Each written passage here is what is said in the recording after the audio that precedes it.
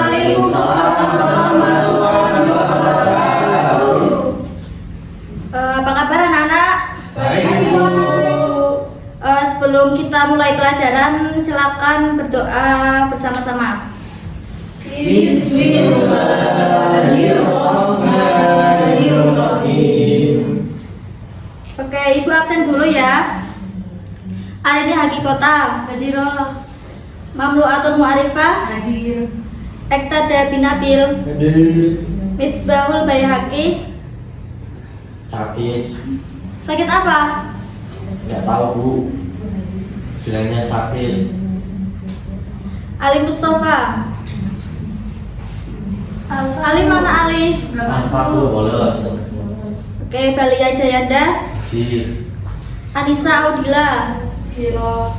Khairul Mukti. Hadir. Alia Mufti. Arini Aula. Tadi Oke, baik. Hari ini kita akan membahas materi tentang taubat. Taubat artinya apa itu anak-anak? Kembali ke jalan. Ya, berarti kembali ke jalan yang benar dengan keinginan kuat untuk tidak mengulangi dosa.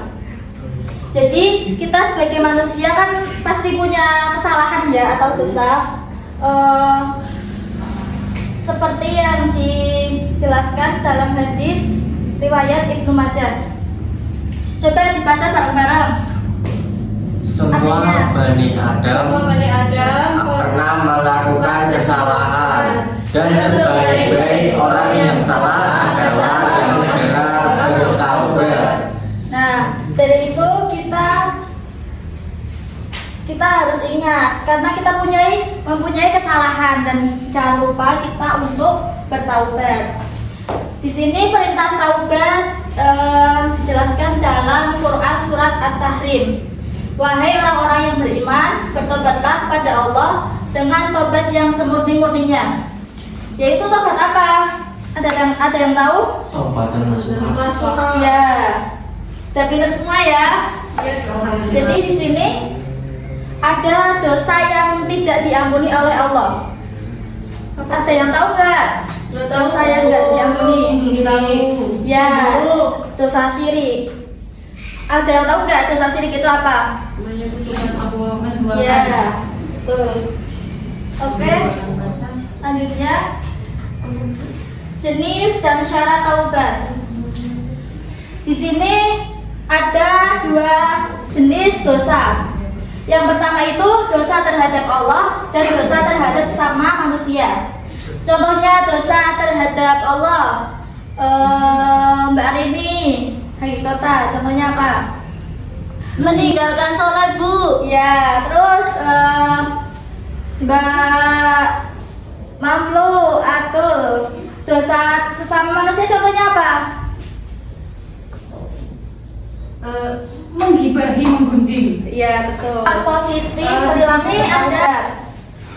Yang pertama itu untuk diri sendiri ya. Dampaknya itu mempunyai semangat hidup, terus kembali ke jalan yang benar dan memperoleh simpati masyarakat.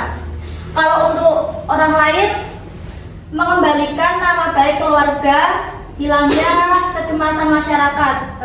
Jadi tidak dipandang rendah terus ya sama orang lain ya. Iya, Bu.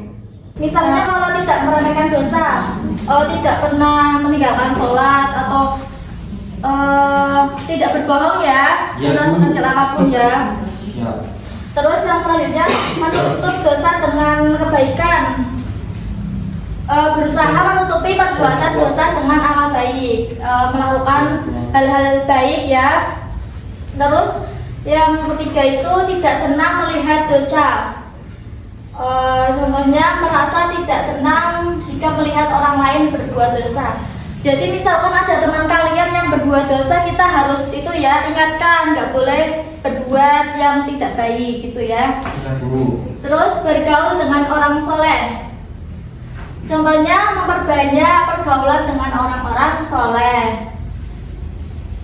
Terus yang terakhir bersikap hati-hati. Contohnya hati-hati dalam bergaul agar tidak dosa.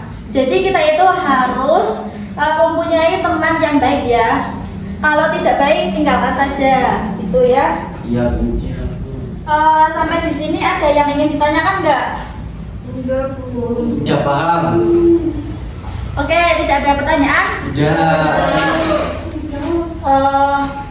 Mungkin sebelum Ibu tutup pertemuan hari ini, Ibu ingin bertanya kepada kalian ya. Berhubung di sini tidak ada yang bertanya, Ibu mau bertanya kepada kalian ya. Iya Bu. Iya, Bu. Tadi kan jenis dosa itu ada dua ya. Dosa terhadap Allah sama dosa terhadap sesama manusia. Nanti di situ Ibu tuliskan, Ibu tunjuk, terus menyebutkan dosa terhadap Allah itu apa aja, sama dosa sesama manusia itu apa aja itu ya. Iya Bu. Silakan Mas Misbah. Mas Balia, silakan.